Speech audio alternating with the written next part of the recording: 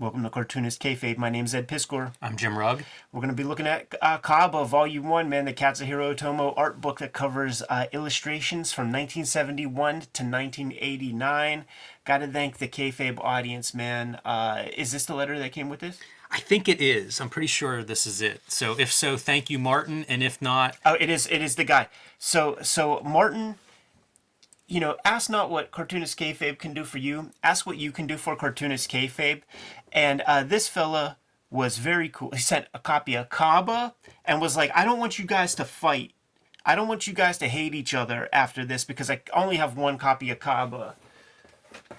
So the dude also included an issue of Miracle Man number 15 and was like, here, like, both of those equal value. You guys should be happy with one or the other. yes. And he was right, man. So shouts to Martin, and if you want to send us very expensive rare books, send them to P.O. Box 3071, Munhall, PA 15120. You're not going to hear us cry. This is something I always wanted, Jimmy. The Kaba books, famously out of print. Yeah, this is an awesome, amazing book. I will note the first thing I think of when I see this, and I don't know what this says about me or anything else, is hip flask. Yeah, for sure. That muzzle of that hippopotamus is so kind of in line with it. But a cool cover to start with, and what a treasure this book is. Talk about inspiration for your eyeballs. Oh, it's insane, man. Like, And seeing the range from like this kind of beautiful pen work and line work, but then also the great color and design work, it really illustrates the breadth of Otomo's talent. yeah, and just even doing stuff like this, you discover motifs in his work when you see a body of work like this. I want to point out acrylic. One of the nice things that they do in these is they list your medium. So rotring is something that's listed a lot. Rotring and color tone on here. And the rotring, this is a rapidograph, right? I mean, it's is it like the disposable rapidographs, rotring? Yeah, that's the company. Yeah. Yeah, with the little cassettes or whatever. You're going to see that as a lot, but I do like that some of them are just acrylic. You know, it's just a painting or whatever. He works in a lot of different media throughout this. One of the kind of famous images, I believe this was a book cover for one of his collections. Yeah, for sure. That's the other thing that's really cool too, man. They got the bibliography section. How hard is this image, dude, with the little reflection in the helmet? It never stops being badass. The sky is amazing, the road in perspective, the bikers that are just background elements, and even the wrecked bike with Fireball written across the back. And not accidental in my mind. Like, I see so much Jamie Hewlett in this as we go through it. And, Fireball being my favorite Jamie Hewlett comic. So I have a feeling Hewlett is looking at some of this work. When I was out there in Japan, man, like I had the list, like, Throwaway detail. Just an axe in the middle of this doll head. and I saw like Hansel and Gretel. Like, what is Hansel and Gretel? I got to get my hands on that. And they were like, oh, it's like a storybook. And this is the end papers for that thing. You know, I didn't grab it because it was something like $60 and it was like 15 pages or something. It just felt fucked up. But looking at this, I'm like, man, I should have grabbed it. Yeah, you probably wouldn't be, you'd have forgotten whatever you paid for it by now and just be enjoying looking at it. Yeah, exactly. It'd be a kayfabe video by now. So the color, I love this composition. the color tone is like Zipatone, like colored That's what I Zipatone. thought. And we'll see some really, really good examples of that stuff as we move forward. I also like watching him kind of flex with some of these different jobs. And I think that he mentions that, there's some notes from him at different places. And I think that's one of the things he mentions is when he's doing his own comics, he's dictating what he's drawing. But whenever these kind of jobs pop up, that's where he has to stretch. Right. This is such an odd and very memorable thing. And one of the pieces that's odd about it is this is for Young Magazine, and it's a pirate pig character. And the mascot of Shonen Jump, which is a rival company, Shueisha, is a pirate for sure. So, like, what is this pirate gimmick? I love that you get to see the mock-up, which is really good. If you're just looking at that on screen, like it almost looks like what you're seeing here, but you even see like the little color, you paint in your margin to get that color. What's that color going to look like when I actually put it on his jacket? Yeah.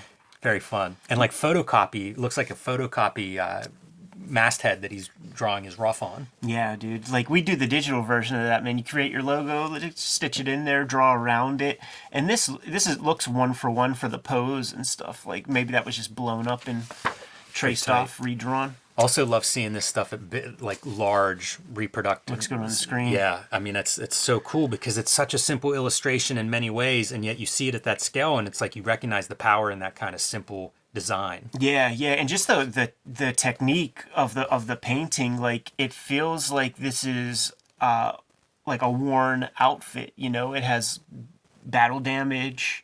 It has weathering to it that could use a repaint if you were in this world. A real sense of texture. Even the little tiny bits of damage that are on it, little chunks taken out of the helmet here and there. Not very many, but man, each one of them tells a story. When these cartoonists, like when you see in comics, when they put that little white highlight, that is magic.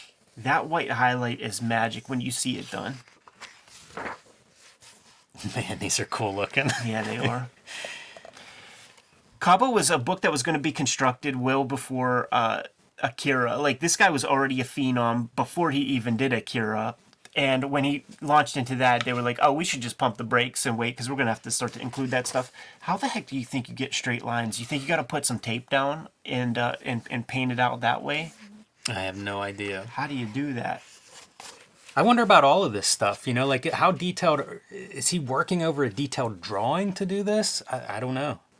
The Robot Carnival intro is astounding. Has like a lot of Mobius vibes to it. I implore everybody to go check that anime out. I just love seeing these things kind of in this different presentation. You know, you've seen his art, of course, but like seeing these close-ups and seeing it with those color, you know, whatever those color like pieces applied, where it's like the flattest of flat. Call them as plastic. It is pieces of plastic. And then this stuff thrills me. This is probably photographs of those toned pages. Cartoonist Kayfabe subsidized by the comic books that we make, and Jimmy Rugg has Hulk Grand Design coming out in 3/16, man. March 3/16 says you got to get your hands on Hulk Grand Design Monster. The following month comes Hulk Grand Design Madness. Each issue, 40 pages, distilling down 500 issues of Hulk comics from 40 years into 80 pages of comics. You got to see it to believe it. I've read it multiple times. I freaking love what Jimmy's done with the material, man. Some variant covers coming out with the first issue of Red Room. There's the Eddie P variant, Marcos Martin variant, and Peach Momoko. The Cottage Industry provides her variant cover for Jimmy's Incredible Hulk Grand Design. Jimmy, what do you want to say about this comic, man? I want to say pre-order it, Kayfabers. Let's put the Kayfabe effect to good use. Let's put it to effect on Hulk Grand Design, and now is the time to do those pre-orders. And you know what I hear from people? The pre-order system's impossible. I don't think it is. I have faith in Cartoonist Kayfabe audience out there, so prove all the doubters wrong. Go to your local comic shop and let them know that you want copies of Hulk Grand Design Monster reserved for you. Do it this week at the comic shop. Thank you. Well said, man. Red Room, The Antisocial Network, is in stores today. That's my comic. The comic that I'm putting my energies to. Murder on the Dark Web for Fun and Profit is the name of the game in Red Room Comics. And you can see in the trade paperback there's about 70-some pages of additional material to go along with the body of the Red Room stories. Every issue is completely self-contained, and the week before Hulk Grand Design comes out, you're still going to have to hit that comic shop because trigger warnings, the next round of Red Room Comics will be hitting stores. And same deal, every issue completely self-contained. It's the Rat Queens issue that's going to be put out on the stands with issue number 1. A lot of people followed that comic while I was serializing it on my Patreon, patreon.com/edpiscor. Jimmy and I both have link trees in the description below this video where you could check out behind-the-scenes material and get a hold of these comics before they hit paper. Here's my Peach Momoko variant that go along with Red Room issue number 1. The Jim Rugg by way of Robert Crumb Zap Comics 0 homage cover for Red Room Trigger Warnings number 1. And kind of like a book cover for Red Room issue number 1 that I drew, and that is where you get the Rat Queens. If you take a good look at that That silhouette right there. Fodder for the next silhouette zine. Lots of comics coming out from the Kayfabe Studios. We Kayfabe affect a lot of comics that we cover. Got to put the Kayfabe effect to use for ourselves, or else this channel just is not possible, man. So now that we're paying the bills, let's go back to the video. And these would have been single image illustrations that would have been sort of animated. Think Jim Lee saw this before Jubilee's created? That's what I'm saying. It's like this is 82. Like this book comes out 89-ish. Carrie Kelly's out there too, but I mean this is Jubilee colors, man. It is great folds in the fabric of that coat too. He's so good at that. He's so good at that stuff. This is one of the iconic pieces. This is Jamie Hewlett, right? Totally. I love Hewlett, but this is Hewlett. Yeah. This is one of those like before. Love it. It's so After. good. Like that feels so Hewlett, right? Like to do something like that.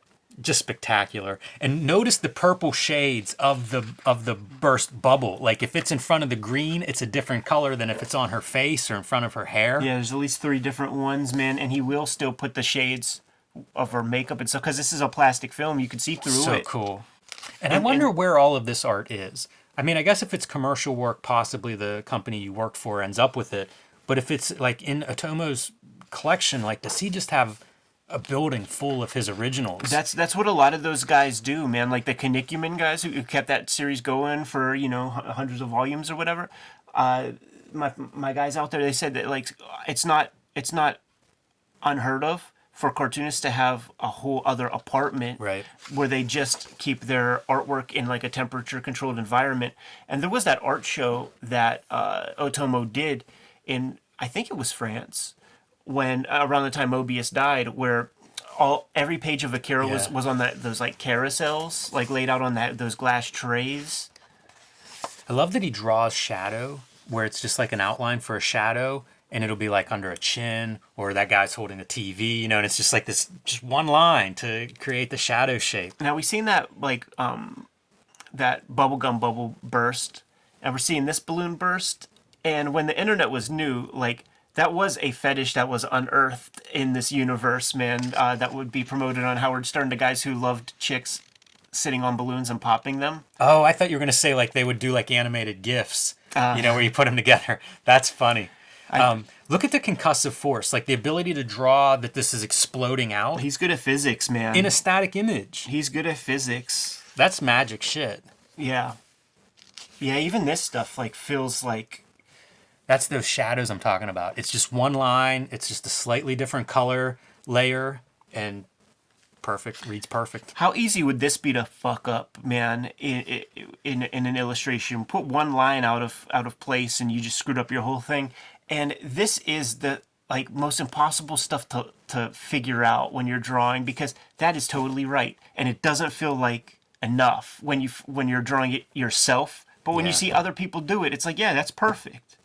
But doing it yourself, it's like, how much nose do I put out? And then if you put nose, then you got to put the top lip, and then you're just fucking your whole thing up. Really tough. I'm working on a book cover right now, and having gone through this week, it makes me think about all that stuff. Yeah. You need one line for the shape. You don't need to go over it or have multiples. Classic image right there, man. For that intro page of Fireball, going MC Escher. Don't you almost quit? Like, you produce something that looks like that, and then it's like, that's it. License it, make prints, give me an art show. I drew this. Like, I'm done. I'm the best. But then, this is in there. Like, that, when our guy wakes up in Fireball, like, that is such a memorable sequence. That was one of our earliest videos on Cartoonist Kayfabe. Really enjoyed going through that. The double page spread of Domu. And what's cool is we go from that advertising art where it's like one line for a super close up of a face to like infinite lines, and it kind of works equally well in both cases, and it's the same guy. He's a phenom. Yeah. And it's like really good lighting on a cartoon face, but I've seen people who look like this. But what I'm saying is he's not trace of photos and stuff. Right. Like, this is coming from his brain.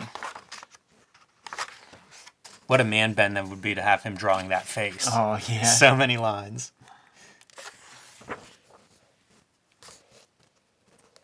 Some Domu. Domu's one of those great reading experiences for me. It is, and you know, we did one video one way, but it would be cool to maybe do it again, revisit it under the microscope kind of way, and really pull stuff out. A little bit of a leitmotif, man, we're going to discover, because this ain't the first time that he draws that image. That's a front cover of that actual Domu, what do you call it, man, tankobon? Right. Didn't realize that. I was admiring like the use of white zip. Some interesting choices in this layout where they're adding color to certain elements, you know, foreground elements, stuff like that. Kind of a neat thing for an art book like this. This is the crazy thing. This Watermelon Messiah, first off, it's like, what the F, right? Yeah. It's real weird. There's your great shadow, though. You know, like the floating satellite or rock that's passing by and casting a shadow. But check this stuff out, man. This is the entire comic, right? You see, like, these bombed out buildings, yada, yada. Such beautiful color and texture. Yeah, it's so crazy that, like, acrylic is what is getting the credit, because you see the kind of grain and chalkiness to that. That's gouache. Like you see gouache that has like little bits of pigment and like little specks and dots like that. Yeah, it's reminiscent of watercolor, but you know, I just assume because of the listing, it's just watered down. You know, it's thinned it down to the point of like you're seeing layers, and that is what that accumulation of the dots and pigments. You know, they almost come up as that stuff dries, the water dries, and you're left with some of those little speckles and tooth. 1981, before he does Akira. Bizarre. You know, the inspiration for the Akira bomb blast is a watermelon falling to earth. And look at the fixation again on like how do you have the propulsion? Yeah. One of my favorite panels in comics, period, is that one in Domu where the girl is psychically pushing the old man against the wall, and the wall's caving in, and it all feels right. Totally. I don't know how you do that, man.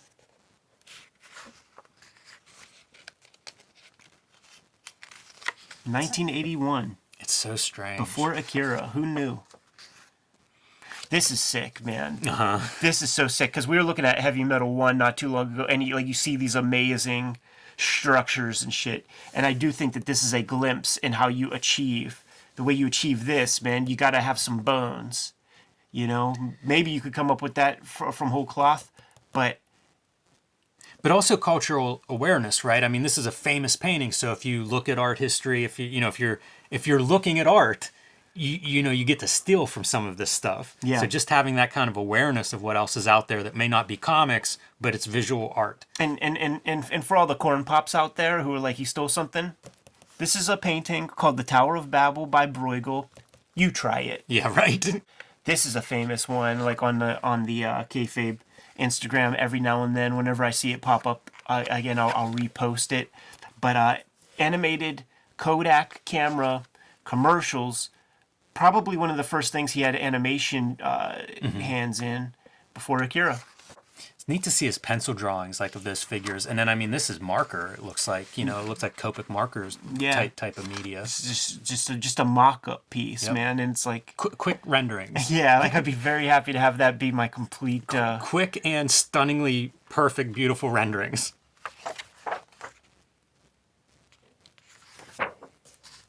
Wow. What can you say? I mean, that's this is the ankle kind of influence. Absolutely. And like I mean, this guy is anal retentive as hell. You're not seeing any of these ink lines go beyond the window borders. It's a form of madness. You know, that level of obsession with detail, of having those lines just perfectly match. And I mean, how many intersections of lines are you looking at there? Right. 1,000 of them. Yeah, and and then like the parallel stuff, you know, like where these different rows are just parallel, and it's like, it's not impossible to do, but it's kind of impossible to do that many of them perfectly. Yes, and have this be like maybe the day's work. You know, you got to do something of equal or less value tomorrow. You know, you got to do this the next day. This is the stuff that crushes my soul, because it's like, oh, we're both making comics, but whatever he's doing, thinking, able to do, I'm not. You know, like We are worlds apart. Some more pencil. I do love when you get to see his pencil sketches and things. Yeah, gorgeous. It's a real behind the scenes glimpse. And another one of these giant pieces that like not that much happening there, and yet it's all great and expressive. And I thought of We Three when I saw this. Totally. You know, how influential. You know, you can see it. It's no secret that Frank Whiteley's influenced by Otomo, and I think it shows in We Three. That could be an update to the Georgetown Hoyas logo. Wow. Look at that thing, man. That's just nuts. I mean, you have to make that commercial in Japan because there might be crimes committed if you tried to do that Purina commercial I can't here. even imagine what we're looking at there. And again, I'll mention, you know, just the Jamie Hewlett feel of some of this stuff. We've looked at some of his art books, and whenever you see, I guess a lot of these artists at the upper levels, you get tasked with creating characters and doing concept work that kind of you end up with piles of drawings of this sort. So lucky that for us, for the culture of comics, that, you know, he doesn't just stay in that place. You know, Right. he's making Akira while he's having these opportunities.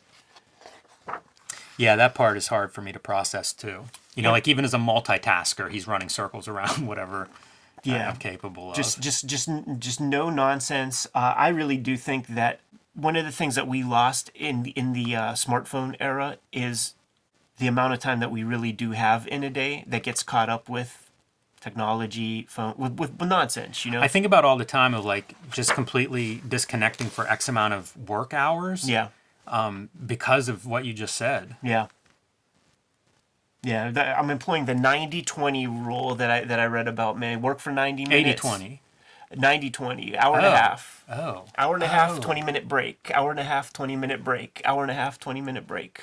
Huh. How's that going? It's going good, man. And it's like you knowing that you have that 20-minute break, then you're not fixating on whatever. I freaking love this. The proportion, the classic, like, you know, you do a caricature and blow up the head or whatever. It's so fun to see it there in his rendering style. There's Studio Ghibli characters that are like this, man. Yeah, it's chibi, except like the style isn't. It's so weird. Farewell to Arms, man. Another one of those he creates iconic imagery, and this is one of those, man. I'll say. There's a lot happening there. This is neat. I like the color approach of this a lot, and I think he colors it with somebody. This is not like the American colored version that they're running. There are several colored versions. So there's the American, like the one that you can get through Epic that's done by like Steve Oliff.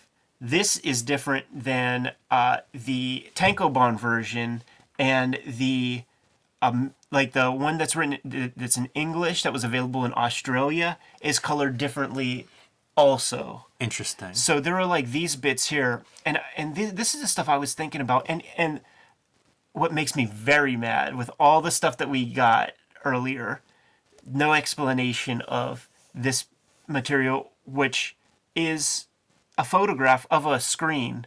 But what I want to know is, how does this image get onto a screen? It's a great question. There's so much happening, like just on this 2-page spread. Like most of the story is colored in this like a one color kind of thing, you know, like the orange, white, black. But then you get over here and there's this effect that's just amazing, as you say, shot from a screen. But you look at this stuff and it's like this photorealistic piece of mechanical thing. And when you look close and you realize like it's really simple coloring that gives you that kind of photorealistic piece. It's fascinating. Like, again, this goes into like the magic, like where you're just doing certain things like it's so simple what you're looking at there, but the effect is far surpassed, you know, like way greater than the sum of those parts. Yeah. Now he's making drawings, but it really looks like captures from an animated serial or something. And then you're getting some kind of collage thing. Is that a paste up? Is that a computer technique from 1984? Like, this is cutting edge comics. Yeah, you wonder what he's pulling that out of, a magazine, the morgue file. Like, who knows where some of these elements are coming. And you see it again. You see it repeated. You know, it's not an accident. It's not just done once. And that's wild. Now, we're playing with panels of different shapes and sizes. So now you got to get your photograph to fit that. if you're shooting this at a television monitor, now you have to time the interlacing of the image being painted on the screen when you. I don't know if that's even possible, but the interlacing is a consistent size. So it's, like whenever you start getting into these different sizes of panels, like you can't be zooming in on the photos because if you look at the previous ones, it looks at least like the interlacing is the same size. Right. Like when I'm talking about, yeah, there's the lines, but you know how there's that, how it paints down, and when you see it on the screen, like there's like a big field of black. Like you have to shoot maybe 50 photos and try to find the one that doesn't have that makes sense. The obstruction. Like a super fast lens or whatever, so you can just get bursts of photos. And we're back to this kind of minimal color, which I think looks amazing. It's such a good looking story, and it looks really nice on this paper. This is one that probably normally I'd be like, oh, put it on uncoated paper or whatever. It looks really great here. I mean, this is your instruction of like, you want to color on coated paper, it can be done well. So good that the Japanese market has this position where dudes can do those like one shots, because he's an experimental guy formally, and having maybe 10, 15, 20 pages to play around, you could try some of these things, see how it works. If you like the results, bring that into your practice or not. Low amount of sacrifice. Farewell to Weapons. Do we do a video on Farewell to Weapons? I don't think we've done one yet. I think we've talked about it for different reasons, but I don't know that we've done a whole video on it. Well, good to know, man. We're going to have to at one point. Yeah, for sure. Some of these are fan-made. Some of the shots we're seeing, like, I guess they were going to do, I don't know, figures or whatever, toys, vehicles and stuff. And I don't think they actually got there, but like some of the fans got hold of the plans and made some of these things, and they included them in this book, which is pretty cool. That's that garage kit stuff, man, that like Jushin Thunder Lager's a part of. It's otaku, it's like the super fandom. Yeah, it exactly is, man.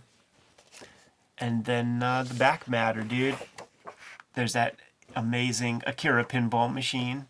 You know what I don't include in Hulk Grand Design is a Hulk pinball. Was there Hulk pinball? I assume there was. There definitely was like old ones, but I don't know if those were like bootlegged. But seeing that in this book made me think of it. I love the pens. How much time did you spend staring at this photo, dude? Yeah. It looks like there's a little Alka-Seltzer, like a little bit of, a guy that draws at this level, there's going to be a little bit of indigestion. There's going to be a little anal retention. Got the erasers, some French curves, various inks inside of like this, like these little glass bottles. See, art tape. Got that little brush, man, for your eraser shavings. What else are we seeing, man? Liquid couple of watches, scissors. Is that a hair dryer? Yeah, man, because when you're painting, you need to speed things up a bit. Very cool. A lot of cool tech pens. It's fixative. Mm-hmm. Wow. But I love he marks his pens as they get thicker because the pens wear down. First time I heard about it was Mobius talking about it in that Silver Surfer back matter. But, you start with your finest lines, and as those wear down, there's still use for them, but a different use. I was joking about if I made that hand drawing, the robot hand Escher drawing, that'd be it. If you make Akira, isn't that it? Like, think about the volume of work that is, and this is kind of, a lot of this is being done, almost concurrently. He directed the movie while he was making the fucking manga, dude. Can you believe it? Abnormal. I salute him, man. Yeah, for sure. Hey, you see this face in, like, some of the illustrations? Like, these are, like, little materials that show up in some of that stuff. Yeah, that makes sense. And look at the humble space. Mm-hmm. He's totally functional. He's got, duct tape on the arm of his chair. It has a lap board, bent straight down. There's nothing special to it. Text neck before phones. What's that? Text neck. Whenever you're mess up your vertebrae by having that head cock. I see. He does have a Xerox. Mm-hmm. See, that's the move, man. Keep the phone not next to you. Put that shit away from you for some space. That's the thing, man. Like, seeing the humble setups that these mangaka have. It's part of what makes comics so attractive. Because, like, honestly, you strip down what is needed there for work, it isn't much. Yeah. It's a flat surface to draw on, and it's some stuff to make marks and paper. But there are those guys that, like, that have those, like, swing arm things for, like, perspective and all that. Like, there are tools that you could get to like make the job easy. If he's doing those crazy architectural can't even backgrounds, think about it. like without taping down a piece of paper on a drafting table, how do you do that? Like, he has those see-through rulers that have the checkerboard on it, like the right. grid marks. I have that, and I'm not making these. So that's at least how you. Perspective drawings. That's at least how you keep the parallels. Sure, But that's it. that is a slick idea for maintaining your parallels. That's a good move. That's the only thing that I could think about, like how he's able to do that, because they all do that. They never tape it down. It's like you've shown me behind the curtain, Ed. Yeah, right. So now Akira, yeah, it's maybe it's not as impressive as I thought. There it is, man. Kaba. But there's a Kaba Volume 2. And we don't have it. I didn't know that. P.O. Box 3071, Munhall, PA 15120. 2 copies, please. Coming right up. Good to go?